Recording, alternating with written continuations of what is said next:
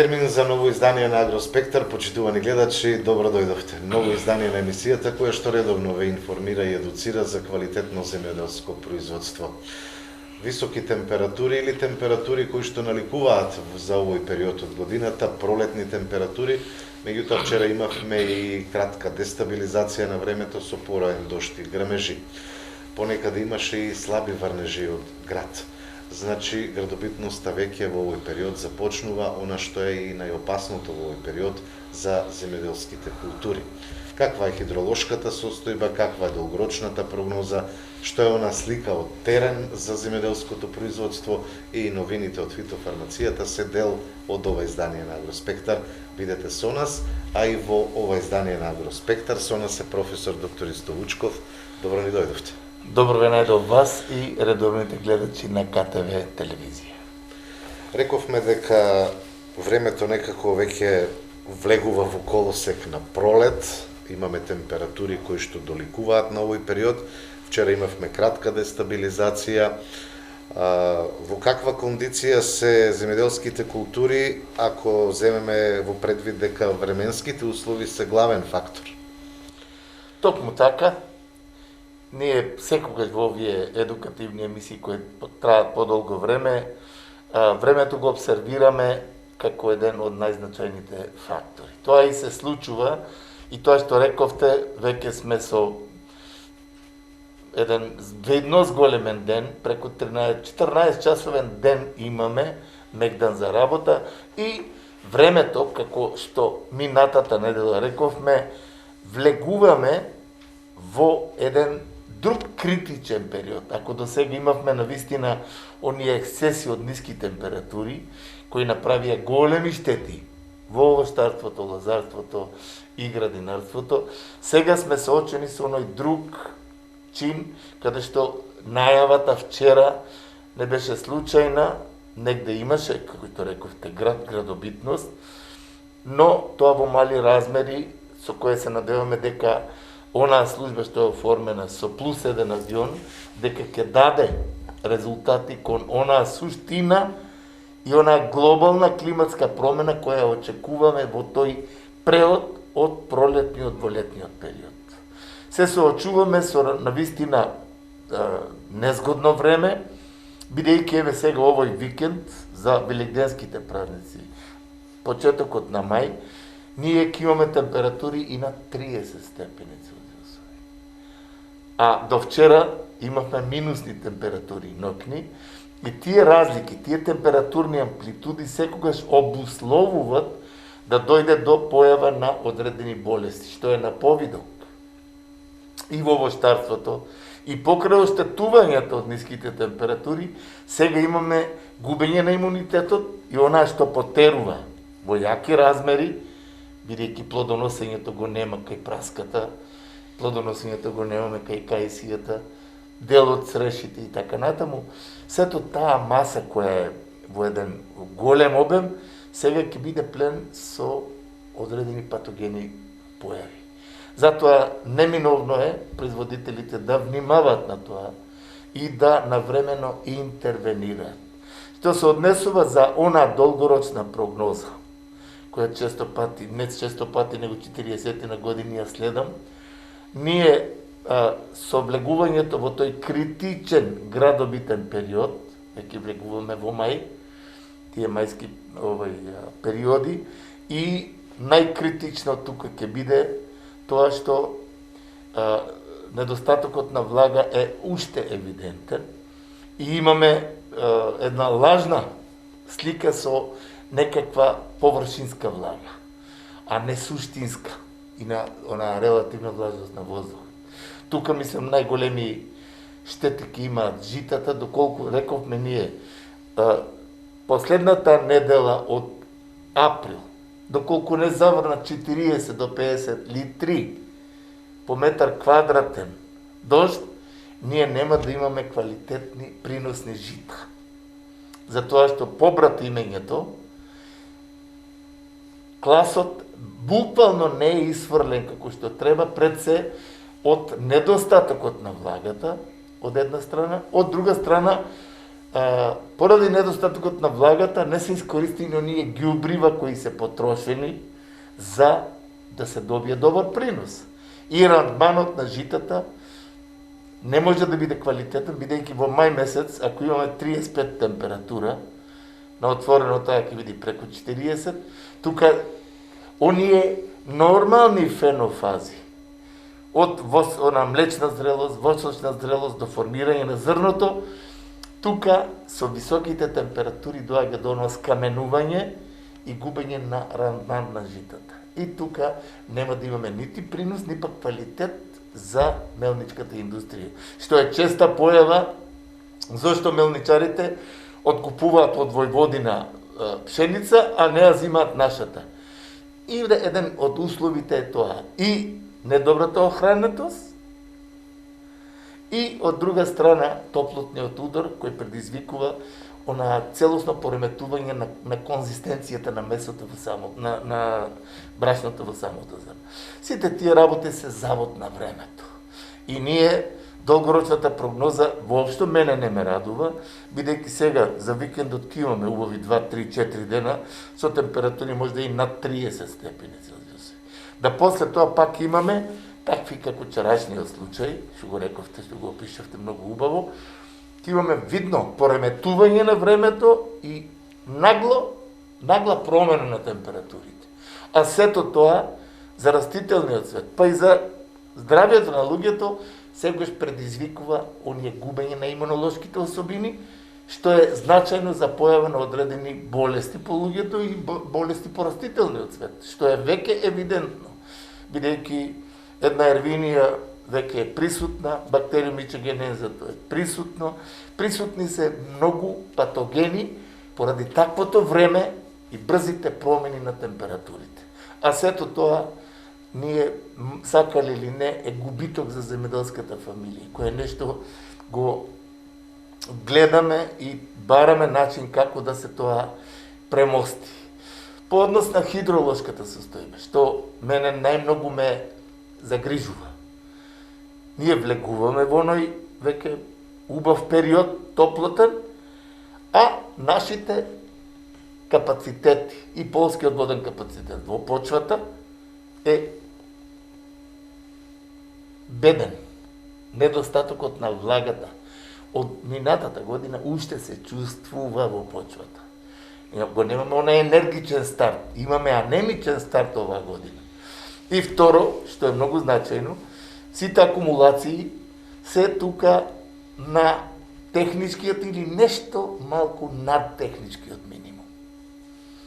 Мене ме изненадува еден чиновник, да кажем, од водостопанска организација што го ставиле во Скопје, мислам дека од Кавадавци човекот.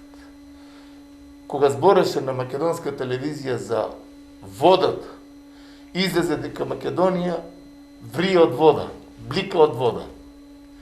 А он е еден од клучните луѓе таму што треба да ги прати браните, јас комуницирам со нив, и дека ние, свесни или не, дека после мај, јуни, јули, имаме температури 35-40 степени Целзиусови. Тогаш водата е насушна потреба. Сега, како е организирано водостопанството, сите знаеме. Струмичкиот регион, Кавадаречкиот регион, јас сум во контакт со лозари многу, вика професоре, не ни се дава водата кога ни е потребна. Или на Белград, за мене тоа е на Балканот најквалитетен местоположба реон, кај што може да се произведуваат најквалитетни вина во светски размери. И сега имав разговор пред неколку дена со одредени истакнати квалитетни лозари кои разочарени велат ова година нема да одгледувам, што сака нека биде со ова. Затоа што вика кога дојде сум кроел квалитетно, сум наѓубрил квалитетно, сум заштитил квалитетно, водата кога недостасува, вика го гледам гроздот од недостаток на влага. Нема можност со цистерни, пази со цистерни од 2 тона, тој цел ден носи вода како да ја дотира на лозата да може да обстане. Тоа не е производство, тоа не е начин на работа во 21 век. Значи, со еден збор, водостопанските организации, со нивното организирање се отчај на нашето време.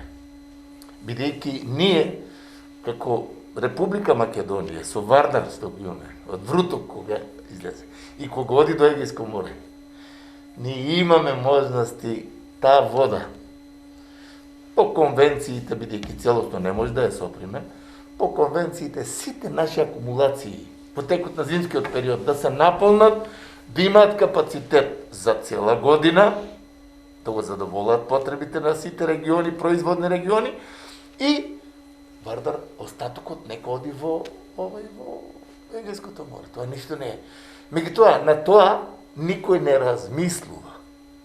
Затоа што тоа бил голем проект, а тука, вика, ние, функционерите, кога дојдеме, како директор на водостопански организации, дадеме некаков проект, после година дена политиката, вика, ме смени, дојде друг директор, тие брани, не важи тоа не важи, тоа важи. Како што е во земјоделието, треба берза, не треба берза. Дојде министер Ангелов, ќе прави берза за откуп на производите.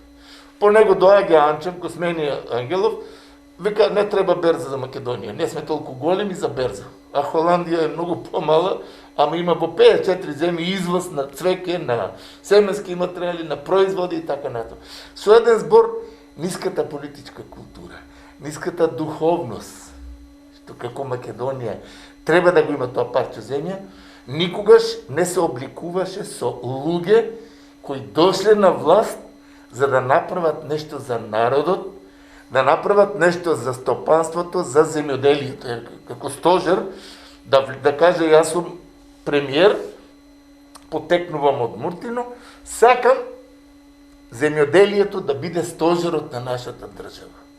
Не марихуаната, не други капацитети. Сега гледам, кавадарци се гордее многу со фероникелот. А што останува за тоа, за генерациите? Загадување на животната средина и ред други работи, што е болно, што покасно ќе го видат генерациите. И ред други примери. Наместо одење во права насока, ние одиме со непочитување на производството, земјоделскиот производител млад, незадоволен, ја напусти државата, и сега ние зговориме за запослување. А еве кавадарчани, голем дел од нив вика, професоре, немам работна рака, му давам 1500 денари за берба на грозието. Немам. И тоа од 7 до 12 вика ќе работам. За 1500 денари. Што значи сите имаат работни обврски и се Да, работат. си. А каква е состојбата во аграрот, на што се насочени земјоделските производители во овој период на самиот старт од производната сезона? Предпразнично, ова недела, и јас чувствувам еден релакс и позитивен чин од нешто што е, ајде да кажем, изненадување. Раната зелка, наместо цената, нели производството кога излегува, цената почнува да паѓа кога е зголемено. Сега тука производството на зелка е тоа што е, цената наместо намалување таа се зголемува, затоа што немаме производство. Сега за Украина, Полска, Чешка ја имаат консумирано и пробано нашата зелка, дека е незаменлива со својата конзистенција, со квалитетите и така натаму. И сега ова недела од 20, 25, 30 и 35 денари во текот на вчерашниот ден се бара откуп на зелка за Украина, за Полска, за Чешка и така натаму. А производство нема поради временските услови, каде што се случи една конфузија на нормален развој на зелката, пребрзување берба на зелката од 600-800 грама, како да се береше марула, а не зелка. Сега овие луѓе кои покасно излегоа и послушаа, имат зелка од кило и пол, и вели, добри пари си земав, 35 денари и квалитетна зелка, што е многу важно. Сега, компирот исто така има добра цена, но од ниските температури, тие шокантни температури и амплитудите кои ги имаше, компирот не ја доби големината и приносот е многу мал од пластеник за разлика од минатите години. Љутата пиперка имаше една константа од цената откупна и така натаму. Другите сите култури се веќе расадени, имаше одредени мали штети од ниските температури, но очекуваме тоа што е производство таму дека ќе биде со добра цена, бидејќи е многу намалено. Да не мислиме дека некој го цени производителот или дека е некоја друга стратегија воведена. Нема тоа никаква веза. Него производството кога е намалено, цената секогаш е по-висока. Доматите сега 100-120 денари. И они сами велат. Тоа е абсурд. Нас ни е доволно 60 денари да биде, а не 120. Сите тие работи се присутни од онај генерален наш чин на видување што подолго го збориме, немање на трајна стратегија, каде што и вие како новинари имате пишувано многу, дека без трајна стратегија ние не може да имаме развојна компонента на Република Македонија. Ако аграрот не се почитува и стави во центарот на нештата, како дејност во која се ствара нов физички обем на производство, се бара, значи на европскиот пазар, со квалитетите што ги имаме, по однос на сите овој действија, градинарство, лозарство, овоштарство и така натаму, сето тоа ќе не наведе таму. И сега, втората состојба, овоштарите се ова година најмногу оштетени. Бидејќи, Росоманскиот дел, веќе знаете, праската какви штети имаше. Кајсијата, имам таму над Романовце, над Велес, во Гевгелија, во Пирава, производители кои имаа големи површини под кајсија, една кајсија, вика, немам една гајба, вика, за дома. Значи, ниските температури направија големи штети. Истото нешто е и со раните сорти од цреша. А најголема трагедија, и за мене изненадување, е јапонското јаболко. Во Гевгелискиот дел имав контроли сега. Богданци, Валандово, Гевгелија. Тоа големи површини, по 10, по 20 хектара што ги има и што излегуваше квалитетно јапонско јаболко. Смрзнато е, бидејќи беше потерано и оние последни ниски температури пред Благовец, кога зборевме во таа емисија дека ќе го загорчи животот на земјоделецот, токму тој период, таа температура од -8 или колку беше, се задржи со подобра експозиција и веќе на потераното јапонско јаболко, оние зони каде веќе имаше изфрлање на цветчето, тоа е измрзнато и прашање е на оние повисоки места кај што имало одреден ветер што не дозволил конфузија на ниска температура, тука може би ќе има некои минимални количини, но не е тоа. Што е со житата? Ние минатата недела рековме, ако нема врнежи од 50 литри по метар квадратен, приносот житата не може да очекуваме. Битола, вчера имав разговори, тие има врнежи, повеќе од нас, кога има и снег 35 санти има и тоа, и потешки типови почва ја држат влагата и има површини, зони, на оние пониски места, велат житата ни се во добра состојба. Но, на полеките типови почва, Свети Николскиот дел, и таа е житница за нас, и оние други површини кои ги има, доколку не заврне сега овие денови, има најава пак, 3-4 дена ќе биде добро времето за викендот, за мајските и великденските празници, после тоа ќе имаме пак некое пореметување. Ако не заврне дожд, ние ќе немаме од житата никаков резултат. А истото е и за тутунарите. Тие чекат, ако не заврне дожд, да може да ја припремат површината веќе во мај месец, тие го расадуваат тутунот на стално место. А гледам состојбата со тутинот оваа година и питиумот и многу други болести. Нематодите се присутни кај многу производители кои дојдоа во текот на овие денови. Тука треба, значи, една организираност. Ако кажеме дека малку разочарувачки беше и самиот откуп и песимизам што беше кај производителите, тие по некоја традиција тутунот е веќе готов за расадување. И дел од договори се направени, меѓутоа се изгуби и тука тај елан кој постоеше кај многу од тие производители на тутун. Таквото нешто, целосно земено, јас што чувствувам, бидејќи секојдневно имам 50 или 100 клиенти што доаѓаат и гледам како трудолюбиво со фамилиите се мачат да дојдат до одредено производство. И кога дојде состојбата каде со производството, тука се они точно целосно обескоражени и се разочарани. А вика што да правиме? Значи, го нема духот на тој човек дека произведува за познат купувач и позната цена и фамилијата да живее со еден елан, дека ќе произведеме 100 тона бостон. Бостанот ќе биде 8-10 денари и така натаму. Ќе произведам домати. Еве сега, гледам колку бостан ова година има во Струмичко, со елан, со калемење, со тие работи, подпомогнав многу во таа работа и е во добра состојба. Е сега, вика, да не се случи за пола денар да ми го барат бостанот, да немам рачун да го берам. И тоа се случувало со години. Значи, стратешки, тоа што секогаш го збориме, оние органи кои се задолжени за стратегијата на развојот на аграрот. Тука и стопански комори, тука говориме Министерство за земјоделие, Министерство за економија.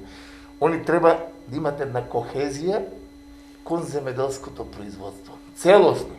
Оти има сектори таму. Има натрпано толку вработени во стопанска комора, тој е раководител за тоа е за зелено, тоа е за зрело производство, тоа е за овощарство, тоа е... И има натрпано луѓе кои взимаат од буџетот средства, а ги нема нигде кога треба да се појават на производител да му кажат или службите како треба стручно да му подпомагаат. Тука е тоа обезглавената работа на производителот произведува за непознат купувач. Додека тоа во Македонија не се разграничи, да производителот биде грижа за државата, бидејќи тој ја држи државата и одделува, остварува буџет. А ние сега, производителот одвојува, се собрале 120 души и сега едната партија ќе се цепка на повеќе, како да се играт играчка со народ. Милионски суми дава и државата за лажни земјоделци, за лажни производители, за лажни површини и така натаму, што значи не само манипулациите се и лажните вести и дезинформации се присутни и затоа ни е таква состојбата. И сега аграрот точно да биде, наместо да биде се што имаме, ние имаме еден маргинализиран аграр. Меѓутоа и младите во информатичка технологија воопшто не се замарат со земјоделие, така да земјоделството и понатаму ќе се намалува и ќе се намалува. И што ќе јадат тие информатичари кога ќе дојде? Тоа е веќе прашање кое што ќе загрижува. Ќе биде суштинско, ќе дојде еден ден така загрижува. Храната е најјакото оружје за обстојба на светот.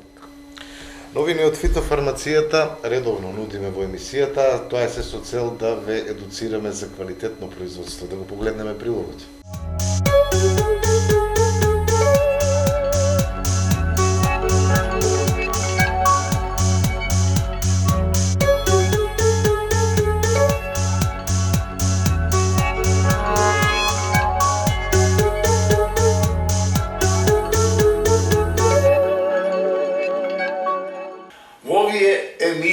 Кои се пред се од едукативен карактер, се трудиме да вградиме онаа што е најново, најинтересно, профитабилно и во секој случај полезно за земјоделскиот производител.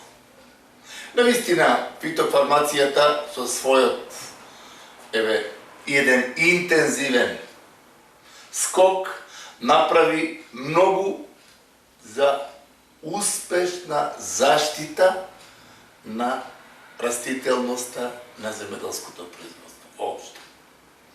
И мора да кажеме дека овие нови работи секако импресионираат позитивно, пред се поради тоа што вградување на науката и трудење да се оди кон нешто кое има мала токсичност, голема корист за растението и успешно контролирање на некој чинител, дали е тоа од патогена природа или инсект кој причинува штета, со еден вистински пристап да ние веќе слободно кажеме дека фитофармацијата е сојузник на земеделскиот производител, но условно кажано, кога тој ги почитува стручните совети и го имплементира и го применува средството во препишаната доза, концентрација и фенофаза од развој на растението. Тие предуслови, тие постулати во фитофармацијата важат за сите средства, а тука со најновите средства ние имаме веќе и фрапантно добри резултати, затоа што тука се става фокусот на она што треба да се примени, кога треба да се примени и кои резултати може да ги очекува. Бидејќи имаме специфични години, од година на година глобалните климатски промени праваат одреден чин на отстапување од нормалниот развој на растителниот свет.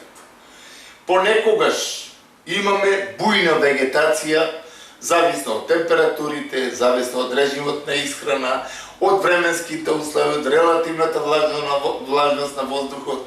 Развојот на растенијата бувнуваат со една експанзија голема, каде што таквото нешто е опасност за одредени патогени.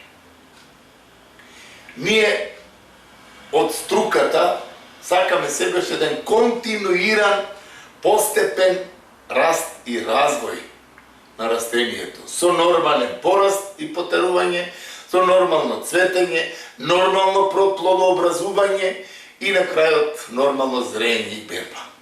Но понекогаш се случува да ние имаме експанзија на брз развој на ластарите, каде што немаме диференцирани пупки за плодоносење и голем дел од производителите велаат, вика, професори, имам, вика, добар развој, но цветот или ни го исфрли, или немам доволно цветење и ред други работи што влијаат врз она за што се одгледува културата. А тоа е приносот. Тоа е квалитетот и конзистенција на месото од производот кој го добиваме. Затоа, фитофармацијата, и не случајно збориме дека БАЕСЕФ секогаш со своите 10.000 доктори на науки, со своите навистина крајно професионални пристапи и ангажман на науката на највисокиот ранг, секогаш смислува работи кои се од интерес за производниот процес. И тој чин на ново, ќе го подцртаме, е вистината и за она новост во Регалис Плюс. А тоа е регулатор на пораст на јаболката и крушата како овочни видови.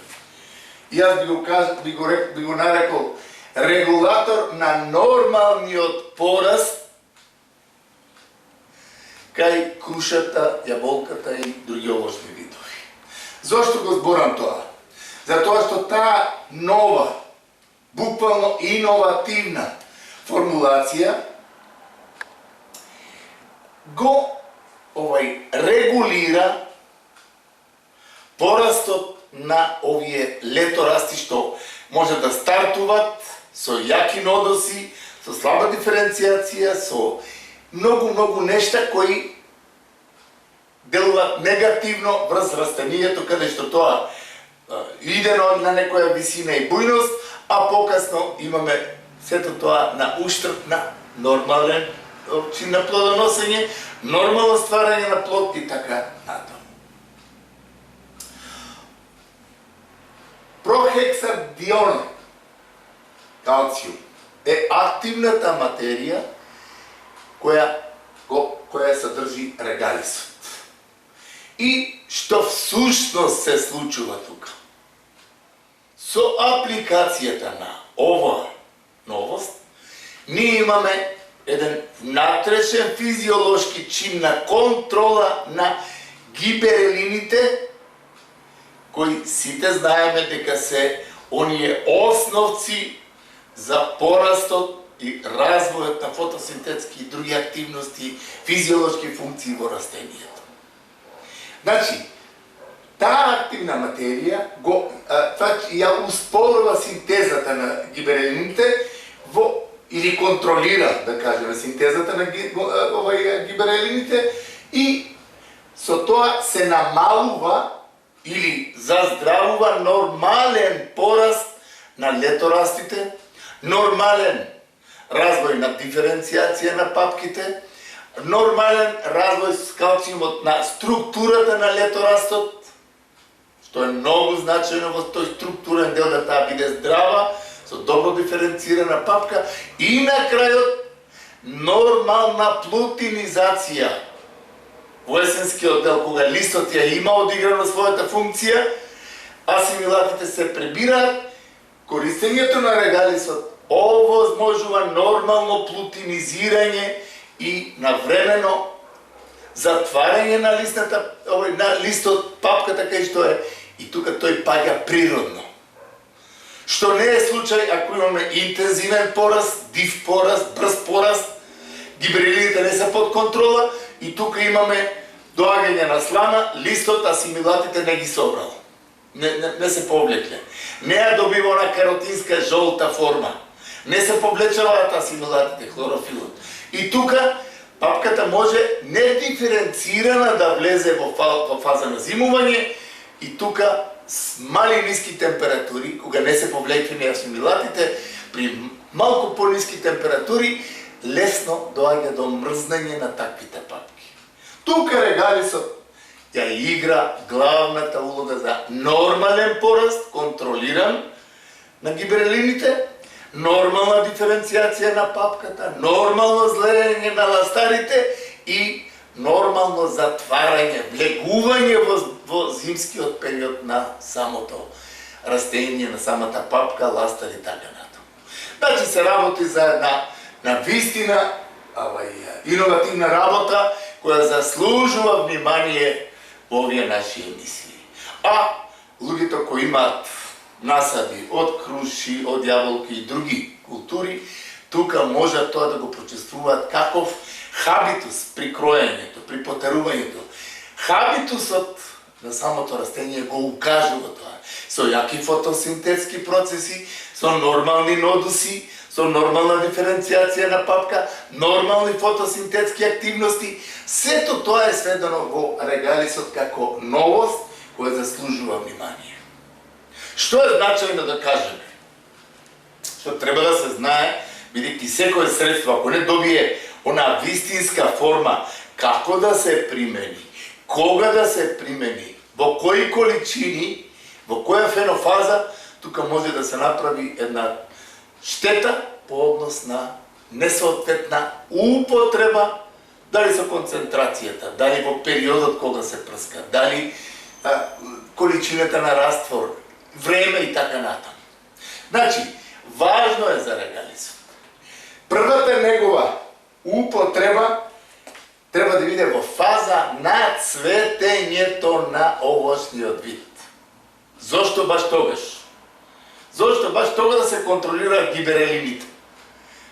За квалитетното оплодување, нормалниот трошок и не бујниот сегмент да доминира пред вистинскиот. Нема тука капење на цветот, паѓање на цветот, неоплодување, нема тука несоодветно оплодување, нема тука некоја прљава папка која не заслужува внимание и сите тие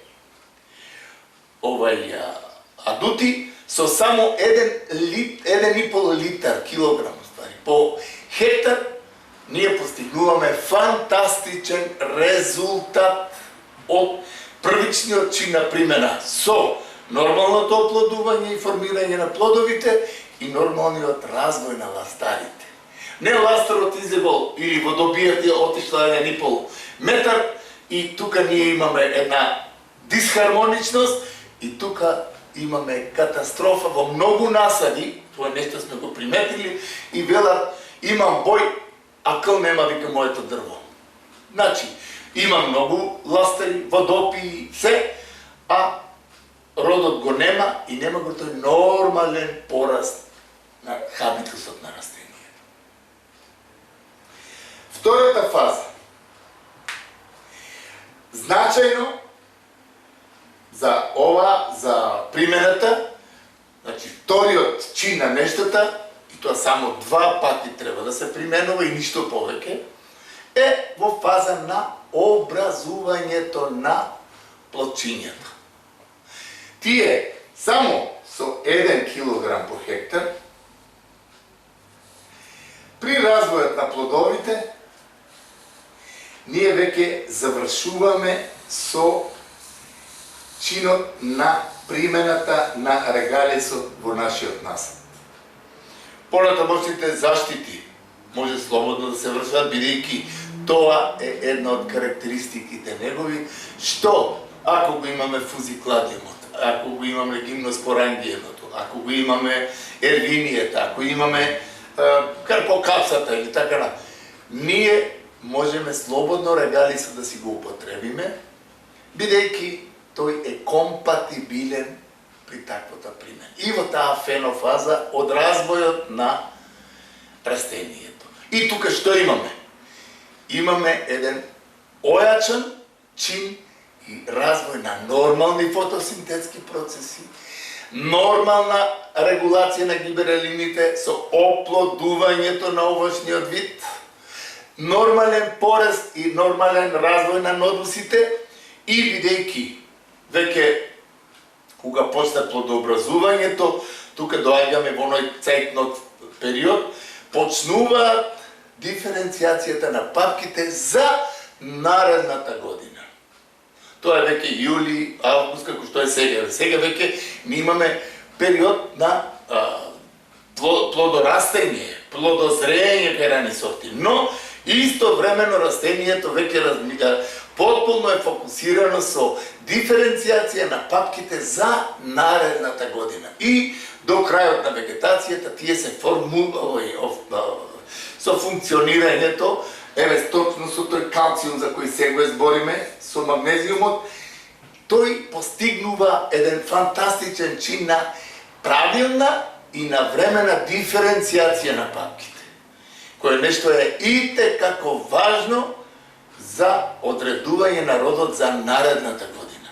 Квалитетен ластар со диференцирани папки, со добра плотинизација на есента, добро, значи зрење на ластарот, нормално паѓање на лисијата, сето тоа го обусловува регалисот како регулатор во тие внатрешни физиолошки функции пред се контролирајќи го гиберелинот. Значи, тоа мора да кажеме дека една права новост која нас од струката, од земјоделската струка која подлабоко сме влезени, мора да кажеме дека тоа е веќе еден навистина голем чекор кон она контролирање и постапка за добивање на квалитетно производство од кое производителот на тој овошен насад ќе биде крајно задоволен. Што ние постигнаме со примената на регалисот? Значи, ластерите кои тие водопии кои со летната кроење треба да се отстрануваат, но со примената на регалисот ние имаме од 30 до 50% намалување на тој див пораст, каде што масата излегува после тоа есента кога кроиме купишта излегува она џабе потрошена храна. Тука со тоа намалување на приносот се концентрира да таа храна влезе во просекот на плодоносењето, во квалитативниот чин на плодот и во нормалното зрење на самота примарна гранка, секундарни и родните гранчиња. Со тоа што се контролира, се намалуваат оние трошкови, како што реков, со кроењето, ние кај некои видови, па и јаболката, вклучувајќи кога ја кроиме, 60 до 80% од гранките, од она што од вегетацијата се отстрануваат. При ова имаме редукција на таков див пораст и помали трошкови при самото кроење. И што ако го премалку реков, сега го потенцирам, значи асимилатите целосно се насочени кон формирање на плодовите, нивни пораст и здрава конзистенција на месото со оние првични концентрации на киселини и покасно со фотосинтетските активности, трансформацијата на киселините во шеќери. Тоа е на вистина еден подвиг за регалесот како ново што го прави. Значи, формирањето на плодовите е фокусот на регалисот на хранливите материи, а не во оние леторасти кои подкасно, како што рековме, ги отстрануваме и мораме да ги за нив, а тие потрошиле веќе храна. Што генерално, јако го реков, пак ќе го потенцираме, што генерално се добива со примената на регалисот. Прво, и значајно, намалено е паѓање на плодовите. Нормално тука мора да имаме обзирност на тоа, дека паѓањето на плодовите, таа плутинизација предвремена може да биде од тој пораметен систем или неконтролирање на гиберелините и да стане тој абортус. Со примената на регалисот и регулирањето на таа работа, ние немаме паѓање на плодовите. Нормално со таа заштита мора да се внимава на фузикулариумот, мора да се внимава на карпокапсата, пример кај јаболката, на вентуријата и така натаму. Но тука регалисот е регулатор да ние немаме, од голем дел производители дојде, јаболката вика прецвета и 80% ми испаѓаа плодовите.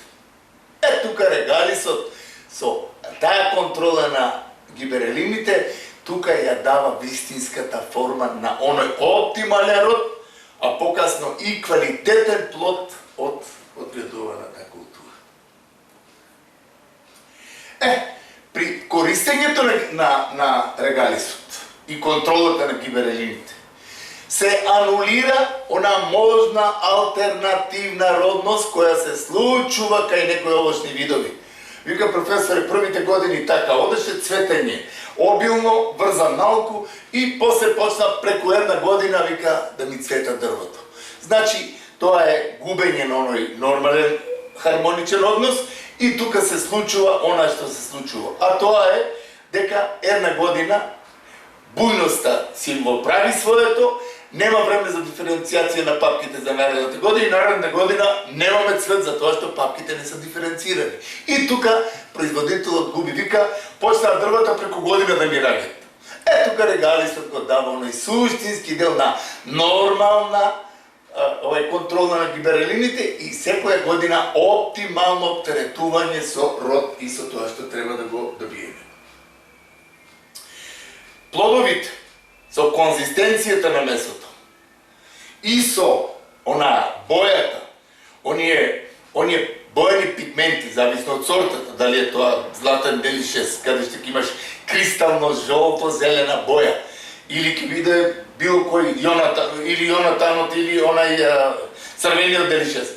Самите бои, бидејќи тука се посреди регулирање на гиберелините, кои се исто така одговорни за тоа, тука имаме квалитетен, сочен и со добар органолептички изглед плодови. Тука го гледате и сами. Еве, овој плод јас сум сигурен во едно, секој овоштар би сакал такви плодови да има во своите амбалажи кога го бери плодот, или овие тука.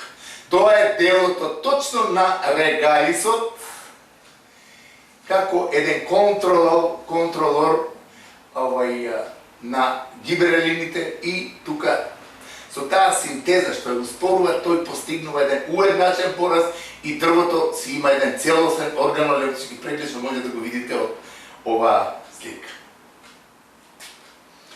Што е за нас од оној заштитарски аспект сега на крај да ви кажам?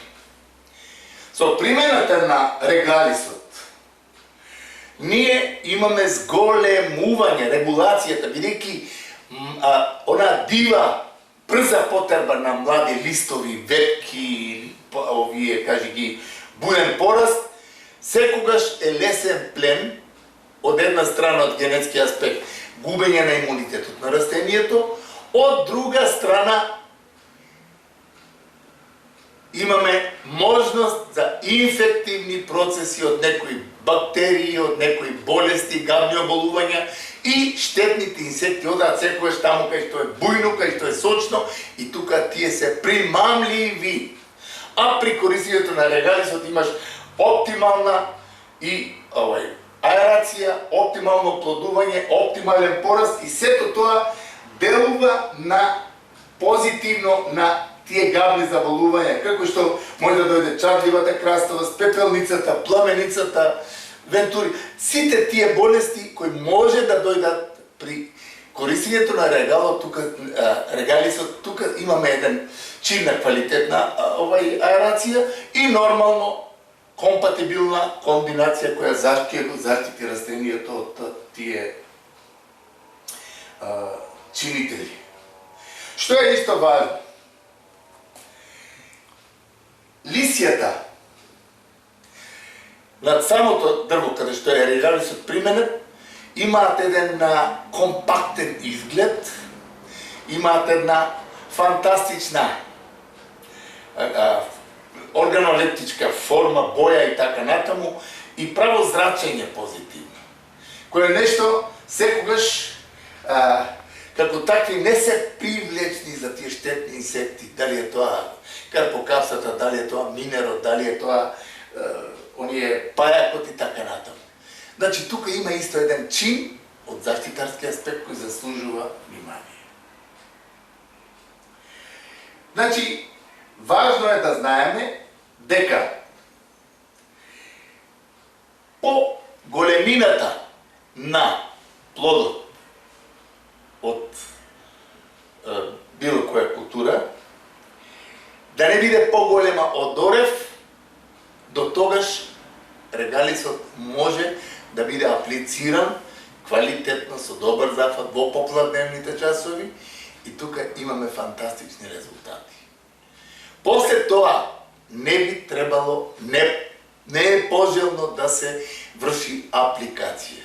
Значи, тие два третмана во првите две фенофази што рековме, при порастот и цветењето, после цветењето, тука регалисот се ја постигнува во својот физиолошки комплекс, влегува и се ја постигнува својата цел до крајот на вегетацијата веќе за регалисот, чим е поголем плодот од орев, нема потреба од било какви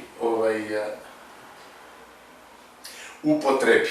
И неговата одлика дека е компатибилен, бидејќи кај нас морам да кажам дека јаболката се прска малку повеќе од колку што треба, токму ради тие болести кои ги има, но наша препорака е регалисот да се применува стручно, во фенофазите во кои рековме, консултација со стручно лице, па со таа консултација да биде и она нормална заштита на јаболката, не 15 или 17 пати, него со стручен пристап да се оди кон редукција, бидејќи и пепелницата, и кладоспориумот, и пепелницата, вентуријата, гимноспорангиумот кај крушата, сите тие, или карпокапсата, кај јаболкото, или псилата кај крушата, или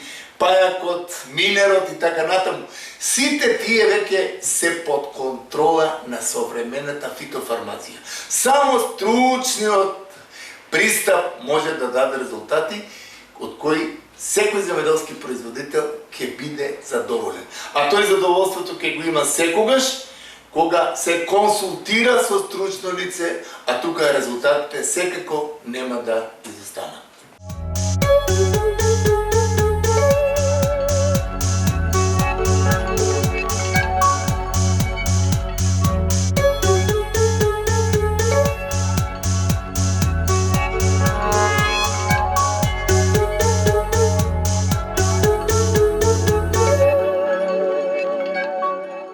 Сме пред крај на емисијата. Професоре, понудивме и она што е ново од фитофармацијата, која ќе биде пораката за крај до земјоделците, нашите гледачи. Пораката во повеќе наши емисии ја некако усмеруваме кон тоа дека во тие едукативни емисии кои треба да ги препознаат луѓето што ја водат и државата и општините, треба да сватат дека едуцираниот земјоделски производител е успешниот потез на секој раководител на општина, градоначалник, или на секој премиер на држава. Едуцираниот земјоделец кој ствара храна за екзистенцијата на Република Македонија и во светски размери, бидејќи европското семејство не сака со нашите производи кои ги имаме со тие светлосни денови, со тие квалитети. Таквото нешто треба да биде препознаено од луѓето кои сме ги избрале во собранието и кои ќе се борат за тој земјоделски производител, како да тој биде во тој центар на нештата. И тоа ќе се случи тогаш кога земјоделецот ќе се организира, а вака дезорганизиран, сигурно тоа нема да се случи. Партиите не го дозволуваат тоа, ако се организираат земјоделците, тогаш партијските кодоши нема да имаат пристап, бидејќи земјоделецот ќе биде во една кохезија, само му треба пазарот и квалитетот и стандардите и технолошко усовременување. Тогаш пратеникот кој е избран ќе му кажеме: "Ел ти тука, ти зимаш од нашиот грб пари. Према тоа, ти треба да се бориш за нас." Тоа, он чим дојде во собранието, нели гледаш што прават? Си играат играчки. Тоа е тешко дека ќе се случи во блиска иднина. Јас мислам дека ќе се случи, затоа што тоа ќе биде под принуда да се случи, бидејќи не може тоа да трае со векови. Тоа има своја линија до која ќе има и неподносливост. 3 децении веќе е присутно. Но, ние ќе кажеме така, сето тоа што го ние презентираме во лабораториски услови, кои го уедноставуваме, сакам лично до КТВ телевизија, бидејќи несебично даваме своји придонеси, или во КТВ, или лично да се јават луѓе кои имаат некоја непознато со нови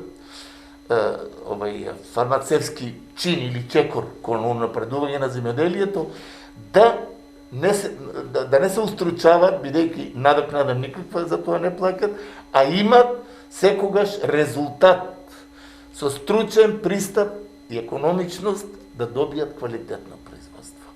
И на крајот од денешната емисија, бидејќи денешниот ден е последен ден од април месец, пред нас се традиционални работи, како великденските празници, така и денот на трудот, 1 мај што е. Така да јас на сите гледачи на КТВ телевизија, посебно на земјоделските производители, бидејќи таа е пред се за емисија за едукација на земјоделците, им посакувам среќни великденски празници, добро да си се одморат и прослават и денот на трудот, и да се надеваме дека годината која е пред нас, која стартува сега, дека ќе биде со еден позитивен импулс, пред се од временски аспект, а и од аспект на ценење на производот кој го произведува земјоделската фамилија, која треба да биде константна и со задоволство да произведува храна за нас, а и за европскиот пазар. Благодарам. Благодарам и вам. На крај на Агроспектар ви благодарам, почитувани гледачи, што бевте и со ова издание на нашата емисија. Имајте секое добро.